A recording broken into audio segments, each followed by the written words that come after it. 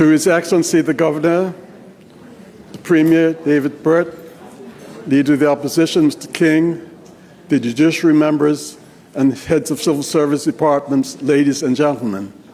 I'm very happy to have this opportunity to say welcome to this, the annual prayer breakfast, which we usually have every year with the opening of Parliament. However, Parliament is not proroguing this year, but we are having our breakfast at the same time as we usually do. It's always a pleasure to say welcome to so many members of Parliament and members of the judiciary. I'd just like to say a special welcome to those members who are new to the legislature. It was just to remind you, I know exactly what you're going through. Because it was 50 years ago, I was a new member of Parliament.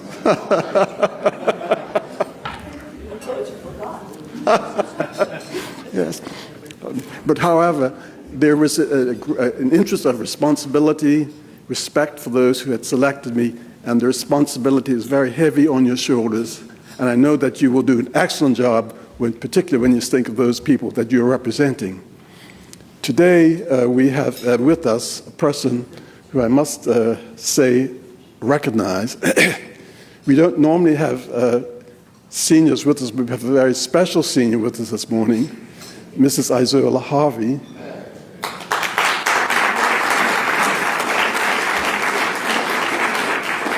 Who is just shy of 100 years old. And we're very happy to have her with us this morning. This year has been an interesting year for our committee. Unfortunately, we have lost two of our members, Dr. Melvin Bassett and one other member, Michael Marcus. And their families are here representing them this morning, and we want to thank them for the contribution that they made to this organization. We miss them and respect their families. Fortunately, we've had two new members, Mrs. Renee Ming and Mr. Marcus Jones, former Senator Marcus Jones, who has joined this committee and are helping us very much. This year, we will have two persons who will be giving us music, Mrs. Rakesha Binns, yes, excuse me, my memory is getting shaky too. But that's only humor when you get as old as I am, you know. But, and so we're going to ask you that if you would just stand and take a half a minute's silence for our two members who passed.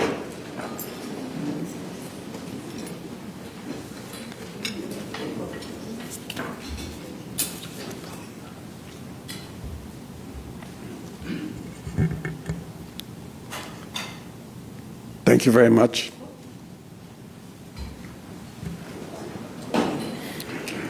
We're going to ask Mrs. Binns to come and give her selections, and following that, we're going to have a violin soloist as well. Thank you very much. When I think of integrity and service, there are two scriptures that come to mind. For integrity, it's guard your heart, because out of it flows the issues of life. And for service, it's your talents and your gifts will make way for you and place you amongst great men. And so with these two things in mind, I'm reminded, I know I've tried life without God, and I've tried life with God, and with Him is so much better.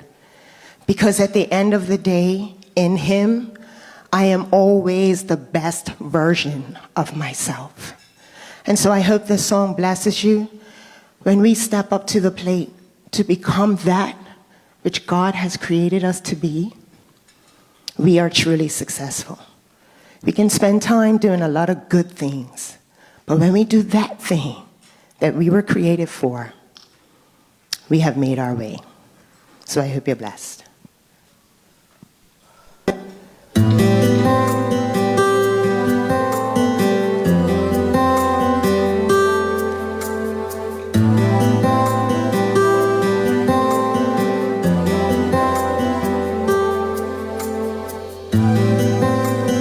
I need the violinist.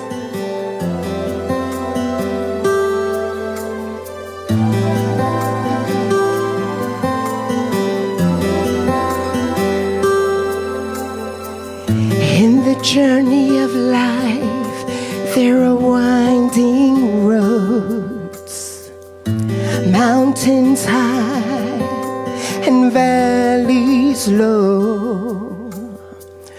Though the road ahead may be unknown, I'm so focused on the prize that's worth pressing for. I will be what you've called me to be. I say yes, Lord, I agree. My desire passionately is to be what you've called me to be. That's what I'll be.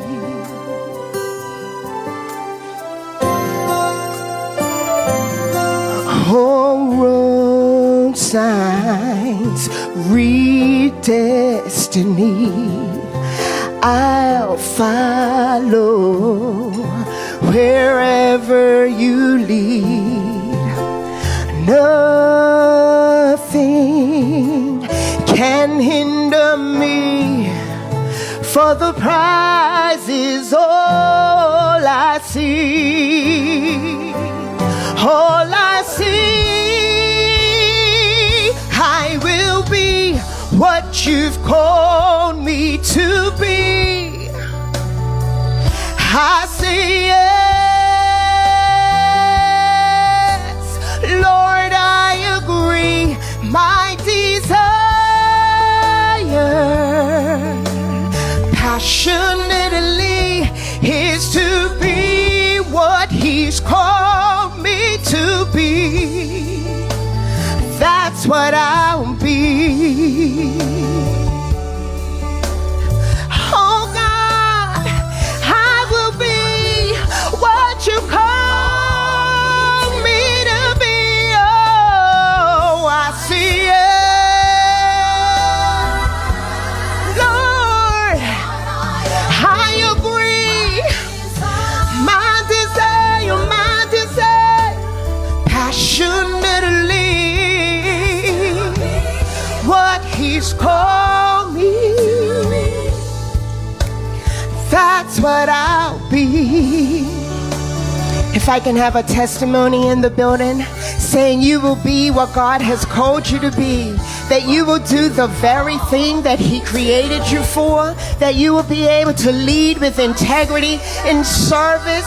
I say yes, Lord, I agree. My desire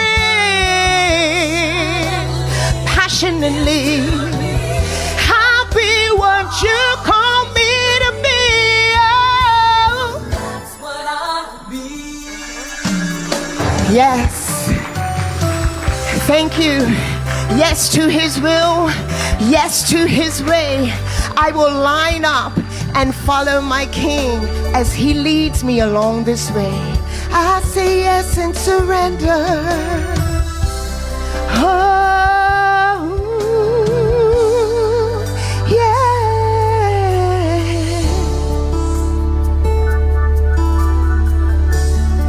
Yes, Lord. If you guide me, lead me, I'll agree. I lift my hands and surrender. Yes to your will, yes to your way. Oh God, I agree. Oh,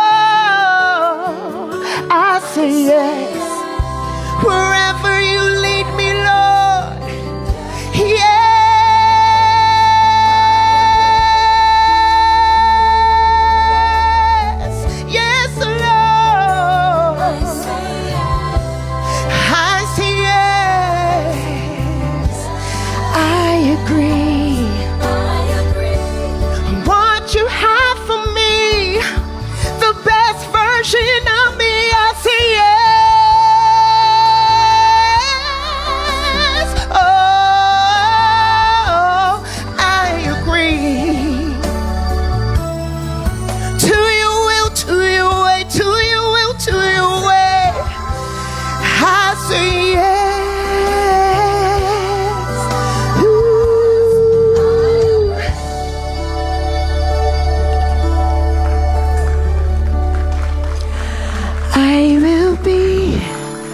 He's called me to be.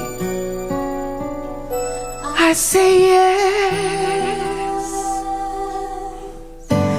Lord, I agree.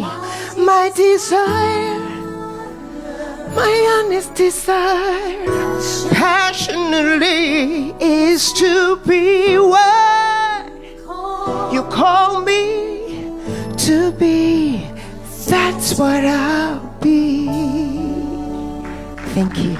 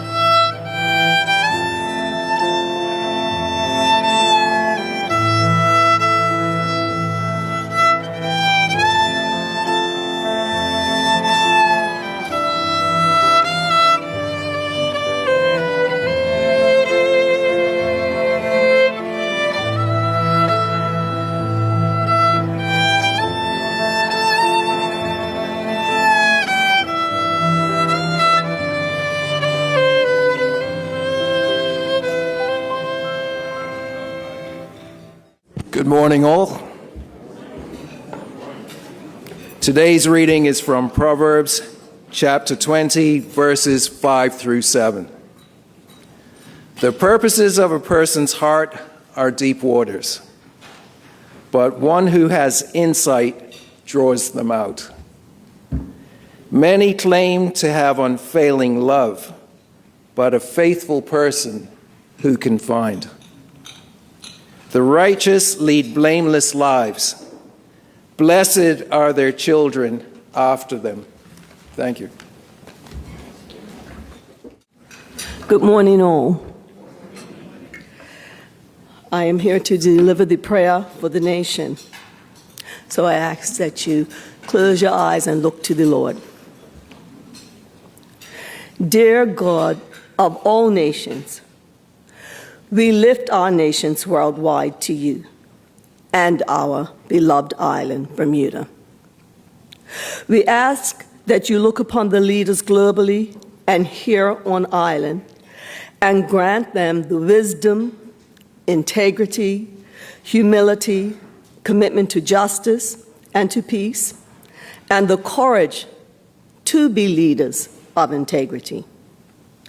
We ask that they be leaders who truly put the needs of the people and country first, with an ever watchful eye for the well-being of especially the poor and marginalized, the weak, and the vulnerable. We ask that the leaders in their administration, whether the executive, legislators, judiciary, or clergy, operate under the umbrella of impartiality and fairness. God, we ask that in these tumultuous times that our leaders raise high the agendas for peace over conflict, for relief to those affected by disaster, and for an increased awareness of community and for justice. God, with all the wealth throughout this world and throughout the communities, let access to the basic things such as shelter, food, education, legal protection, and health care be the focal point of our leaders, and that through their prevailing governments, they ensure this priority for their people. Lord, you alone know the extent to which such is needed. The common good for all must be first. Lord, so that we might have communities free of political instability, free of discrimination, free of war, free of poverty and inequity, let us remember to come to you in prayer. We ask for a deeper sense of faith, hope, and love to spread across the world. We ask for divine guidance for all individuals, communities, governments, countries, and that we seek you, God, for your cover and protection so that each step we take is for and remains for the common good. When we leave here today, God, let us be mindful of the immense responsibility we have in our respective domains and work life. Let us be guided by this under the mantra of goodwill for all. Let us move forward with a renewed purpose and sharp focus to bring about this goodwill. And let every effort, word, and action reflect goodwill, commitment, fairness, justice, and humility in our goings on, so that each person feels confident that we serve them in this vein. God, bless all nations, bless their people, and God, bless Bermuda. Good morning. Romans chapter 12, verses 1 and 2 Therefore, I urge you, brothers and sisters, in view of God's mercy, to offer your bodies as a living sacrifice, holy and pleasing to God. This is your true and proper worship. Do not conform to the pattern of this world, but be transformed by the renewing of your mind.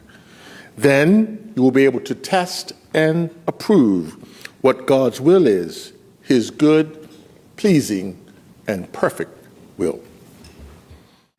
Good morning. You sound like you're asleep. Yeah. Good morning. Good morning. Anytime I've been asked to introduce any speaker, it's an honor and a privilege to be able to do so. But you also want to be able to know that person, because you're going to know him better after today. But me personally wanted to get to know him.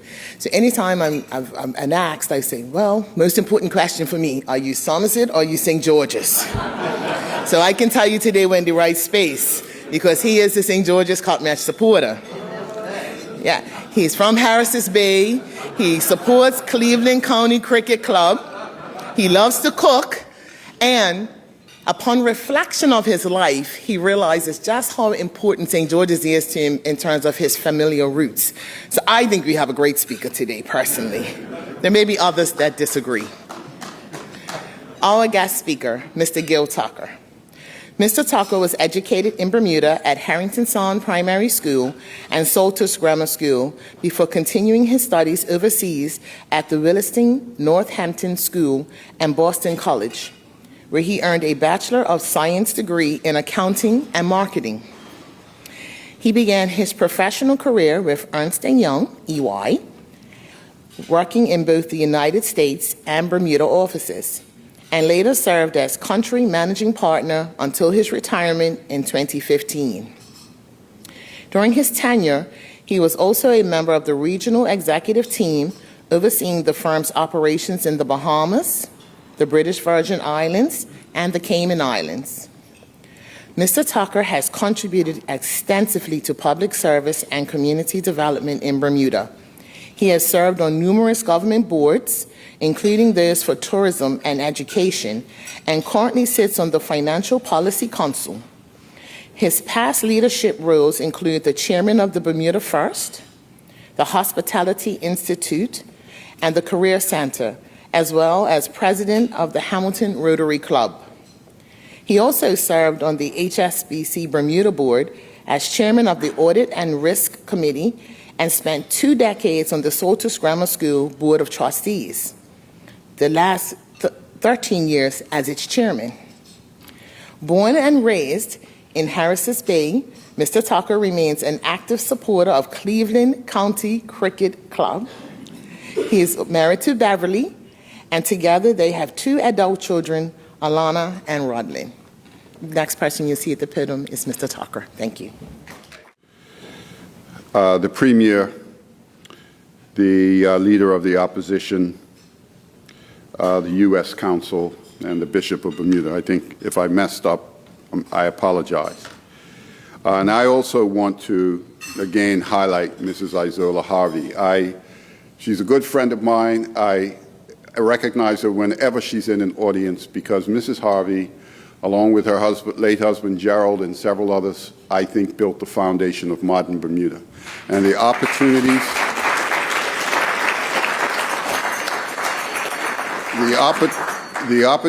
afforded me and the career that I've had were built on their foundation. So I make it a habit whenever she's in the room, I recognize her. Now also, I want to say, if you see me perspiring, it's not because I'm nervous, because I know a lot of you in the room and I'm very comfortable. But I've been taking I'm a cancer survivor, and I've been taking some medicine which makes me perspire. And I've said that once, I think it was in a board meeting at HSBC. I said to people, I've just come back from the hospital. If you see me perspiring, don't get alarmed, don't call the ambulance. It's just, that's the effect. And all the men in the room said, oh, poor guy, and all the women said, welcome to my world. they offered me a fan and said, get on with it. And I was actually made an honorary woman at the Ernst & Young International Women's Conference in Sao Paulo, Brazil. And it was a shifting moment, a paradigm shift. After they made me an honorary woman, I became smarter. I became more compassionate, more cooperative. So, thank you. Now, let us see here. I want to say it's an honor to be here. I appreciate it. I did not know much about this breakfast at all, except my uncle Reginald Burroughs was a big supporter of this. He talked about it all the time, both here in Bermuda and in Washington, D.C. So it's an honor. It really is an honor to be here. Now, I didn't know what I would want to speak about. And I was told, just speak about what keeps you up at night. Well, in today's world, that does not narrow down my topics at all. There's a lot to keep you up at night. But I've decided I will speak on what's dear to me, and that's Bermuda and her people, her young people in particular. I had a dialogue just briefly with the Premier. We were just remembering a time when he and I were chatting in that capacity. So I'm old. I think the biggest risk to Bermuda, and Bermuda has a lot of risks, let me say external and internal. Externally, a lot of our challenges come from the halls in Brussels, London, New York, and Washington. And I think successive governments have done a very good job, along with the Ministry of Finance, the BMA, and other agencies, in meeting the challenges. We can always do better, and they're coming at us constantly. We can't rest on our laurels. But overall, we continue to do a good job. The risk I want to talk about is our Bermudian people, our young people. And that's the risk of human capital. And that is very important, and I don't think we have the sense of urgency that we should have in this area. I really don't.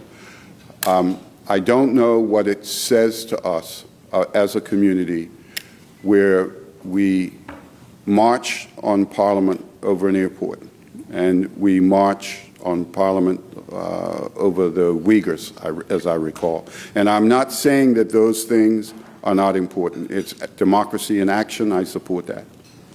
But we have had, in my view, as an employer, and having worked with young people, we are not getting the most out of our young people, and we need to do better. And it's a big risk. It's going to the educational health of our young people is going to determine how we handle all the risks, some of which we don't even know about, that are going to come at us in the future.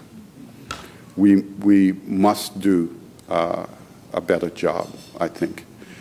And let me say, my views are my views. They are not the views of any organization that I've been associated with, like HSBC, because I don't want Greg to be nervous that I might say something that would link him, or to Salters, or even to Ernst & Young. And particularly, I was asked to mention, do not reflect the views of the brew coffee group that I go to during the week. They all made it very clear that my views are my views alone. I may not be able to go back down there.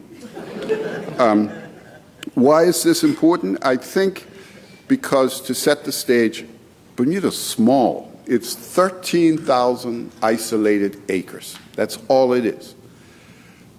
We have 65,000, 60, I'm not sure what the exact number is, but we have a small population. And we're asked to support and work in a $9 billion economy. Some say 8. I'm an accountant, but I'm not going to get picky on the numbers. It's a big economy and a huge gap between the size of our economy and the size of our population. So we need to get the best out of everyone in Bermuda going forward, okay?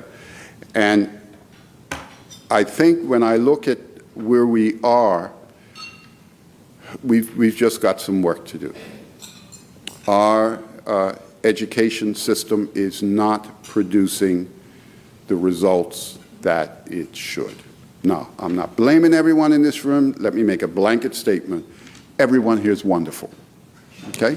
So I'm not here to criticize or look backwards. I want to be able to look forward and just make some suggestions or at least get people's attention to it.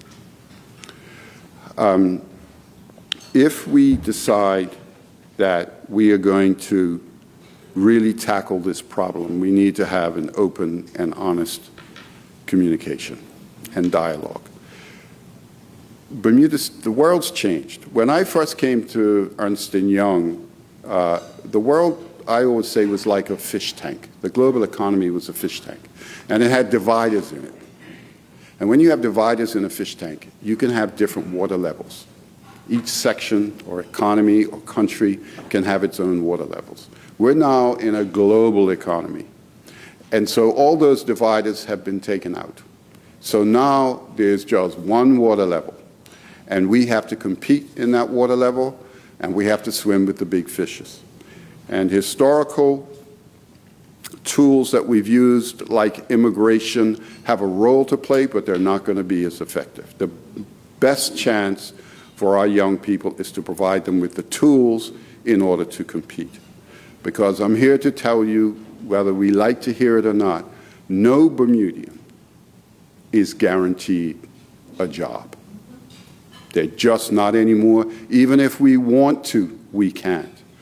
What they are guaranteed, we should guarantee them, is an opportunity to compete for those jobs. And we have an obligation to prepare these young people so they can best compete for those jobs. That's our role. Looking at my notes here, I'm not a speaker that likes to read. It doesn't work for me. I think when we look at education, and I'm just using it as an example, we look for magic bullets. We look for system changes. We look for, let's get rid of middle schools, let's not. Let's try this. All are valid. They're all valid. But that, to me, is not the issue. We in Bermuda, to be honest, like to study things. We like to look for a plan somewhere or to do something that someone's got a magic bullet. They may be good, but they're not going to fix our problem because, to be honest, our problem is execution. We don't execute. And the reason we don't execute is because, as well as we should, is because we're a very small community. It's hard. I used to tell my counterpart in New York he could discipline or fire an employee and never see him again. For me, I always hoped if I had to discipline an employee at EY, my first concern was that they weren't a relative, because that was going to make family reunions very difficult. And if they weren't a relative, after I did it, I'd see them in the grocery store. I'd see them in the school lines. And we're stuck on this little island. We all want to get along, so we don't like confrontation. We don't do it well as a community. And that makes it very difficult for our leaders to do completely their job. We need to have tough decisions made around a bunch of things, health, education, whatever. I happen to be picking on education, so not picking on it, but that's what I'm choosing to talk about. I would like to see us have that stronger dialogue and make some of the tough decisions. Our kids need it. They absolutely need it. We are trying to prepare our young people for jobs that don't even exist yet. We have to make them be lifelong learners. Because they're going to go out into the workplace. I tell the story that when I first started to work, I learned all this accounting stuff at university, and by the time I got into the workplace, it was outdated. Change has been a constant, but it is coming at us very quickly. I read somewhere where the telephone took 60 years to go from invention to being in everyone's home. And the smartphone went from nowhere to everywhere in a nanosecond. Stuff is coming at us so quickly, and so our young people have to be able to address that. If they're not, it's not like they can drive to the next town. They have to be able to work here. And we have to, again, continue to give them the best tools that we can. They need to be lifelong learners. We need to equip them with that. And I'm also worried, I'm talking mainly about public education. I sat on a private school board for years. So the 6 principal private schools in Bermuda educate about 50% of our population, our school population. I'm worried about the widening gap because the private schools doing a commercial are critical to Bermuda because they are a canary in a coal mine in a way. The difference between a CEO coming to Bermuda, buying a home, living here, spending his money, and him staying in Connecticut and flying in on Sunday and leaving on Thursday, that difference is the education their kids get in the private schools. So private schools are important. But the backbone of any society is the public school education. It is. Now, I understand that we're going to look at an education authority. I think that's a wise decision. We do need an education authority. I think to take it out of the hands of politicians is a good thing. I think the politicians can give general policy and goals for the nation, but the details and the tough decisions can be made through the authority. Because our kids are great. I've had a chance over the years to mingle with them. They're absolutely fantastic. And we have really, really good teachers. And we spend a lot of money. On a per capita basis, we spend a lot. But we're not getting the results. And my thing is, we should be angry at that. I don't understand why we're not really angry. I could say something else, but I'm not going to. So, the thing that I would say about the Education Authority is I think you're going to need, or we will need, someone with experience in change management. What we need is a paradigm shift. And you cannot ask people who are employed every day in a system to change it. A change management is a special skill. We only had a few of them in EY Global, and they would be located and they'd go all over the world helping clients make paradigm shift. You can't ask a teacher to make a paradigm shift in a system, not when they're in it. So I'm not going to get into the details. I'm not an educator. Somebody else will figure out whether to go left or right or what to do. But I think we do, my observation is you do really need someone with that skill. And oftentimes they come in, they make the really, really tough decisions, and then they leave. Because some of the decisions they have to make, they just can't continue to work with the people that have been affected by those decisions. They just can't. So it's built into the system. So I would suggest, and I'm not talking about a consultant, because consultants, I've been a consultant, I ran a consulting business. Consultants play a role, but they're not the answer. I'm talking about someone on our payroll who has our interest at heart and is not trying to sell us something that will help us make all the difficult decisions that need to be made around that. The other thing is I'd like to see closer interaction between business and education. Right now, I mean, I did it. Business does a great job. I do not want to say anything negative about business. They do a great job. First of all, they hire the people, but they have internships, they have scholarships, they donate time, and they donate equipment. But I sat in my office, and I said this to the Bermuda College at their last strategic planning session.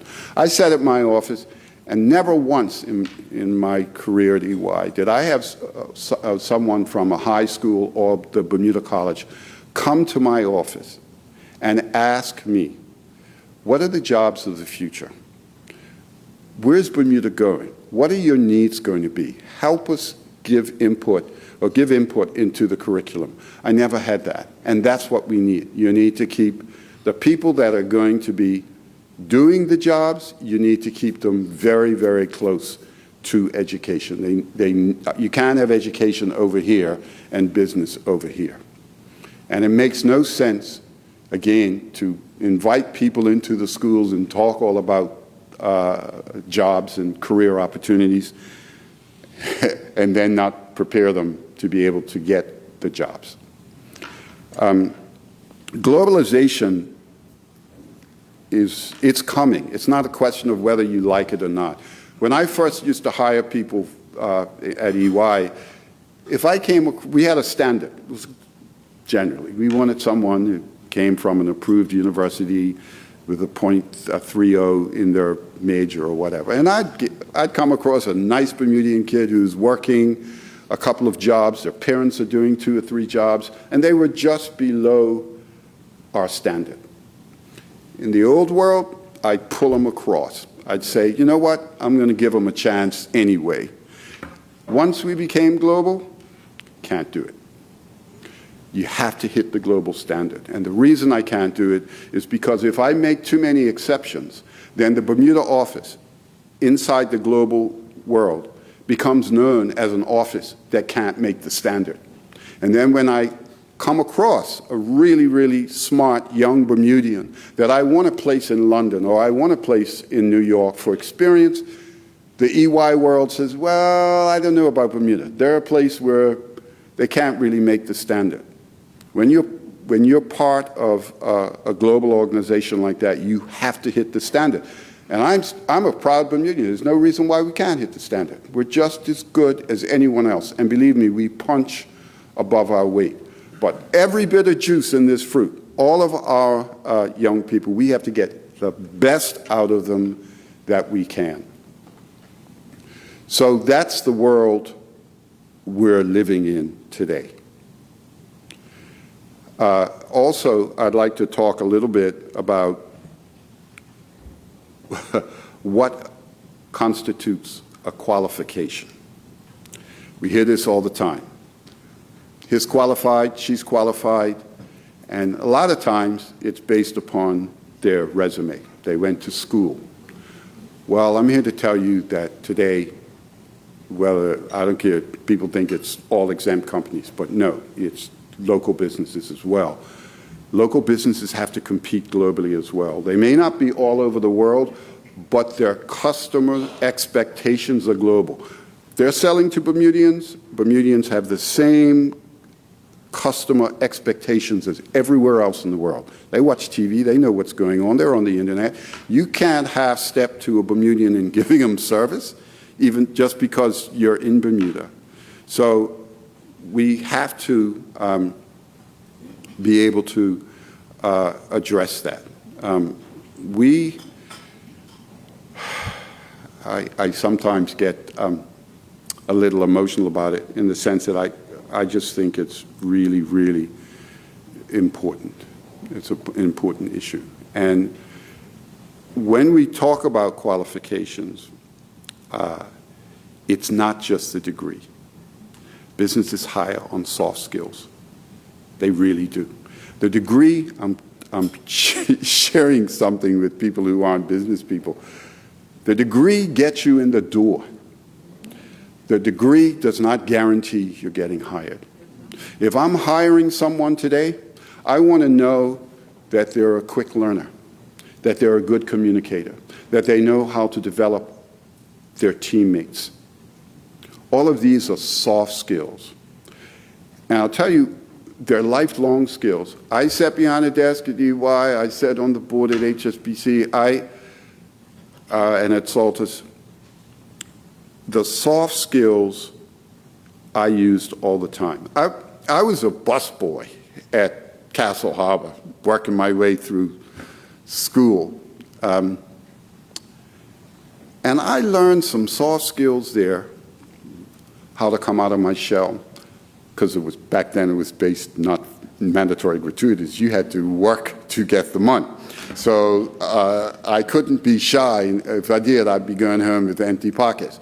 I had to charm people, talk to people, find out what they want, what their expectations are. I did that. I developed that as a 17-year-old in a hotel, which is another reason why we need to revive the hospitality industry, but that's another topic.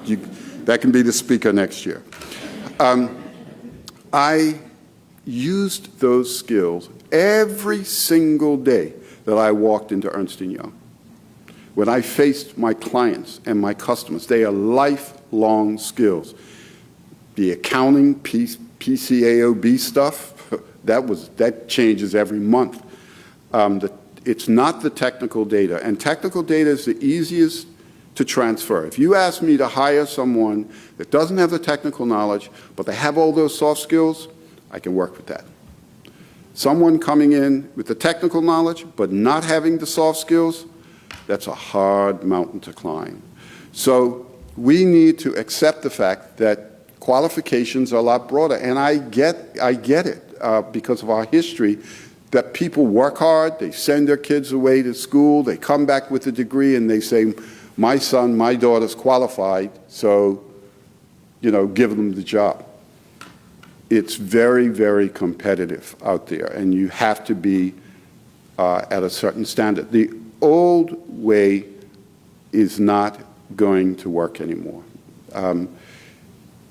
It brings me to, even if we do all of those things well, and I think hopefully we can, if we do them all well, the fact is we still don't have enough people. We're going to need to invite guest workers here. And everybody in this room knows that. And I think it's like, 11,000 guest workers on the island. It varies.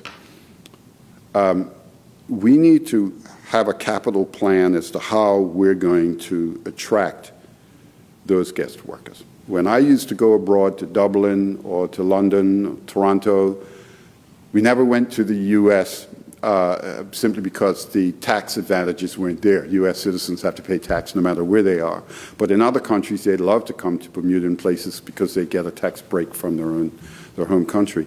I could put up a poster of a beautiful sunfish on the Harrington Sound or a beach, and the line was out the door. That's not the case today. People have choices as to where they go, and not only that, employers have choices as to where they want to sit their people. In my last year of EY, I think number may be fuzzy, but I think we exported something like 50,000 audit hours to Bangalore. That meant 25 people that I would have bought here, that would have been shopping in the grocery stores or whatever, didn't come. Because location is no longer strongly tethered to the job. And that goes for locals and internationals. So if you can't tell a business it makes business sense to have people working here, then they're going to put them where it makes sense. The old objective for us for immigration, which has a role to play, was that here's a job, I'll ring fence it, and I'll determine who can come and get that job. And some committee, I don't mean this disparagingly, but would look at a resume and you put in an application and they would say, no, there are Bermudians with this degree, go hire a Bermudian. You can't do that anymore because they can decide if they don't get the quality of people that they want here, they can base it in Nova Scotia. Halifax is a hub because they have a lot of universities there, a lot of young people, and it's cheaper. They can go to Bangalore, they can go to Stirling, Scotland. There are all kinds of places that they can go. So if you want them here, and we do, we need to be open and for immigration, and we need a an attitudinal change. A lot of Bermudians have changed, but there are some who haven't, and some of them are in my own family and neighborhoods. I understand the reluctance around immigration. I really do. People are worried about, well, someone's going to come in and take our jobs. And particularly if we acknowledge our past. And our past on immigration has been storied. We have denied a significant portion of our population, black people, the opportunity to do certain jobs in our history, and would invite outsiders to come in and do those jobs that we couldn't do ourselves. Everything from bank tellers to you name it, executives. I get that. So there's a reluctance and a concern around immigration.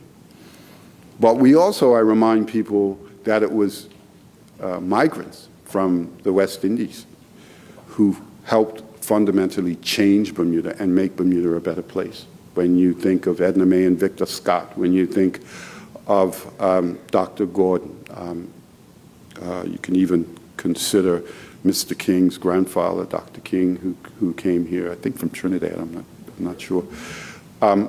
We've had a lot of contributions from non-Bermudians working here. So I personally believe that immigration, if it's handled right, can be a net positive. But we need to welcome, I make the example, is like, because I'm big in Cleveland County, is like if we have a guest, if we want to win the cup, let me make it clear, if we want to win the cup, we got to field the best team. And sometimes we invite guest players to come in. Now, if I'm inviting the guest player to come into Cleveland, I'm supporting them because I want to win the cup. And what it means, let me be clear, what it means is my cousin Leroy, who goes to practice every day and works hard and wants to be on the team, may not make the team. And so we in Cleveland County have to decide, do we want to make sure our team has all my cousins on it, or do we want to win the cup? And sometimes those two things are not the same. We have to make choices. Those are the tough choices that we have to make. I would say that one idea I've always had is, when I was working, is I would prepare a capital plan, a human capital plan. All the businesses do it, formally or informally. And I always thought it would be better if the Minister of Immigration, or the appropriate person in immigration, looked at my plan, saw how many Bermudians I hire, how many Bermudians I train, what my future needs are going to be. Am I going to need more actuaries? Am I going to need more administrators? Am I going to need more accountants? And what my program is to attract them. And look at that plan and make say, okay, I'm okay with this plan. And then let me go off and do my job. Don't bother me, let me hire, do what I have to do. Call me in periodically. It could be once a year, once a quarter, and see what I've done against that plan. And if I haven't lived up to the plan that I filed with them, then I'm in trouble. And they have the right to say to me, punish me in the business in some way. I've always found that to be more efficient than still putting an application, but having it reviewed, and someone coming back and saying, no, you can't hire this person. Whoever that person is, they don't know my business. They haven't interviewed all of the candidates. They can't appreciate the subtleties. I don't mind. I would always welcome people saying, look, there's this young Bermudian or young Bermudians out there, blah, blah, blah. I want to bring them in. But I think that you need to find a better way of addressing that. That's my suggestion. It's not the only one. I don't like to hang with people who think like me. Never worked for me in business. I find it much better off and get a better result if I can hang around with people that don't see life the way I see it. We have a much better result. So I'm not here to say that I know all the answers, because I surely don't. You could just ask my wife if you don't want to ask anybody else. But I will say that I want to open up and put this on the table because our young people are our most precious resource. And they are facing a world of uncertainty. You know, even, I don't want anyone to run here and say, Gil said this is going to happen. But AI, it's here. And don't even get comfortable, Bermuda, about we have all these exempt companies here, life business, P&C business, asset managers, and so Bermudians will get jobs. You know, today, someone in insurance will be able to say, I'd like to write this risk for this amount of money in this area, and AI can produce that. You'll always need the human beings for the judgment, but a lot of the tasks, both in international business and in local business, could potentially disappear. AI is coming so quickly, we're not even sure what the impact. Anyone who tells you they absolutely know the impact, don't buy anything from them. What we do know is there's going to be an impact. And we have to be flexible enough and quick enough and responsive enough to address it. So that's why I keep saying, we're preparing our young people for jobs that don't exist. And even if they do today, they will be fundamentally changed. So I know no one in this room has caused this issue. Like I said, everybody in this room is wonderful. But I do expect this group to address the issue and fix it. That I do expect. And it's a tough job.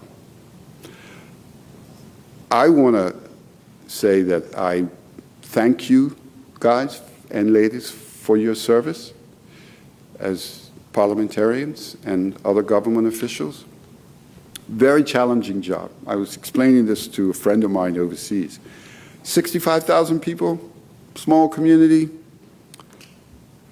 Someone in your position, maybe. Police writes tickets. Maybe you work on the street lights. Fix the potholes. Anything much more than that in a small town goes to the state or province or the federal. Our MPs and our elected officials have a huge range to cover because we're both a small town and an island nation. Well, yeah, an island colony nation, whatever topic you want to put on it. I don't want to offend anybody. So that means that our MPs potentially have to address potholes and the OECD. That is a huge range. And we only have a few people from which to select. So those of you who have come forward, I commend you. You're in the arena. You're working. I'm not. I don't want to be one of those people that sit on the sidelines and throw bombs in and say, oh, yeah, all you got to do is this, all you got to do is that. I don't have to face the electorate, and you guys are in the arena, so I commend you for that. But we as Bermudians have the right to hold you accountable. And I can tell you, I am, and I think most Bermudians are really rooting for you. We really are. And so I think I'm coming to the end. Everybody still seems to be awake, so that's a good thing. Let me quickly see if as I said, I don't follow scripts very well. I just get up and ramble. So that could be a problem sometimes. But I do think that if we deal with this risk, because it's in our control, I believe if we give our young people the tools, that they can have the resilience, the confidence, and the ability to handle all the challenges that come down the pipe. We have good, smart young kids. I've mingled with them in schools. They really are good. And they deserve, they deserve the actual best that they can do. Personally, I'm tired of excuses. The excuses go back over 40, almost 50 years. And I assume that every single member of Parliament, every single minister of education has wanted to do the best that they can for Bermuda. I really believe that. I have to believe it. I refuse to believe anything other than that. But we do need to recognize that we are not as prepared as we need to be for what's coming down the pike. And our kids deserve that.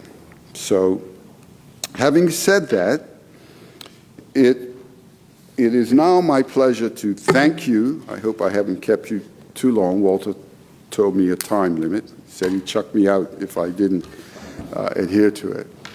But I want to thank you for listening to me. I also want to wish you well in your session going forward. Bermuda's depending on you. Mrs. Harvey back there is going to be keeping an eye on you. And believe me, you don't want her to keep an eye on you and not perform. So I thank you, and I too say, may God bless all of you leaders that are leading our country. May God bless our country. And I also want to give a shout out to our brethren islands further south who have been devastated. And oftentimes things, they're in the news and everyone's excited, and then the news goes on to the next topic. But the peoples of Jamaica, Bahamas, and Cuba are in serious trouble, and I want us not to let that slide off of our mind. I'm sure a lot of people here in Bermuda are going to be doing things to help them, but I want to keep them in our prayers. So, ladies and gentlemen, it was a pleasure to get up extra early to come here and spend it with you. I'm not saying I want to do it every day, but it was worth it today. Thank you very much. Good morning. I'm invited to give a response and vote of thanks to Mr. Gil Tucker. And with Mr. Gil Tucker, that's a very easy thing to do. I'm also invited to be brief, and we're behind schedule, so please don't hold it against me if my words of thanks and response are very brief. Mr. Tucker has had and continues to have an illustrious career. And what's important to those of us in this room is that most of that career has been spent with public service and with charitable service. And we thank you for your service, just as you have kindly thanked us for ours. In particular, as the chairman of Bermuda First, when I was elected 8 years ago, someone told me, if you want to do anything useful, go read the Bermuda First report and go read the SAGE report. And I did, in fact. Well, maybe not the longer SAGE report, the shorter one. And they are well worth the read, because a lot of deep thinking went into it, and there are a lot of great ideas that are still as valuable today as they were at the time. On a much lighter note to his illustrious career, I did not know you were an illustrious graduate of Boston College, so go Eagles. There we are. As to the response, I just have two very quick points from the wise words that were said. One is I'd like to congratulate you on being an honorary woman. As a husband, a son, and a brother of three sisters, I too know who runs the world. And secondly, in response, and more seriously, I think the point you made that we are on this island competing with the world is something that cannot be overlooked and cannot be forgotten and must be emphasized. We are meeting a global standard, and that is something we cannot forget. Yes, we are small, but as you recognize, we punch above our weight. And I will say something that might offend my mother, sisters, and wife, and perhaps we need to gain a bit of weight too, right? So that we can punch even harder to maintain our competitiveness in the globe. So those are wise words, Mr. Tucker. As to my vote of thanks, thank you for telling everyone in this room how wonderful we are. That's very kind. Those are your words, not mine. But I'm grateful to be reminded, I'm sure we all are. My very brief words to those of us in this room: we are all leaders in our own way, and if we approach that leadership with humility, with fellowship, with mutual respect, we will build the trust that is necessary to get us where Mr. Tucker wishes us to go. So thank you very, very much, Mr. Tucker. And I believe we now have the closing prayer. Thank you. Good morning, everyone. Just a quick reflection as a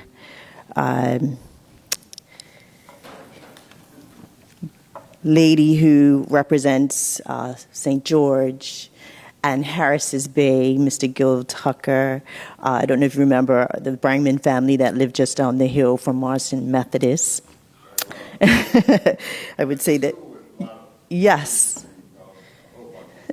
that we were well represented here today. And I, often when I listen to speakers, there's a takeaway that I try to take away myself. And as I look around this room, usually we invite some young people to be with us, and I don't see any young people with us. Are they? Okay, good. Because I think it's very important. And one takeaway that I hope that you will take away from this as well is that if you are doing any events, any educationals, as it relates to anything that you're doing, if it is appropriate for our young people to attend, please have representation there. Because our young people are saying that there are too many adult events and we're not including them. So I'm going to close in prayer. Today I have the privilege and honor to close in prayer. If you just close your eyes with me. Heavenly Father, creator of heaven and earth, we come before you as one people, the people of Bermuda, humbled by your majesty and your grateful mercy. Lord, our island stands in need of prayer. We ask you to breathe afresh upon this land from the east to the west, to the north, to the south shores. Lord, we acknowledge that unless the Lord builds the house, the builders labor in vain. So today we invite you once again to be the builder of our nation. Father, we lift up our people, our parliamentarians, every senator, every public servant entrusted with leadership. Grant divine wisdom and moral courage to lead not for power, but for purpose, your purpose. Align our hearts with your truth, O Lord. May we seek understanding before decision, compassion before judgment, and service before self. Remind us that to whom much is given, much is required. For every home in Bermuda, Lord, we pray. For the weary parent trying to make ends meet. For the youth seeking hope and belonging. For the seniors who carry the wisdom of generations. And for every heart that feels forgotten or unseen. May your presence comfort, uplift, and renew. Remind us that in every storm, you are still the calm. Lord, align our nation with your divine will. Let Bermuda stand as a beacon of righteousness, a haven of grace, and a testimony that a small island can have mighty faith. Help us to live not in fear or division, but in faith and unity, trusting that the Lord will perfect that which concerns us. So today we surrender Bermuda into your hands, our leaders, our people, our future. Do in us what only you can do. Heal our hearts, restore our vision, and lead us ever forward in your purpose, O God. Bless our schools, our churches, our spiritual leaders, our businesses, and our frontline workers. Cover our young people with your favor and guide them into purpose. Let Bermuda be known as a place where your presence dwells, a lighthouse of hope and harmony to the nations. And so, Lord, we close this prayer with confidence in your promise from Psalms 33:12. Blessed is the nation whose God is the Lord, the people he has chosen for his inheritance. May your kingdom come and your will be done in Bermuda as it is in heaven. Amen.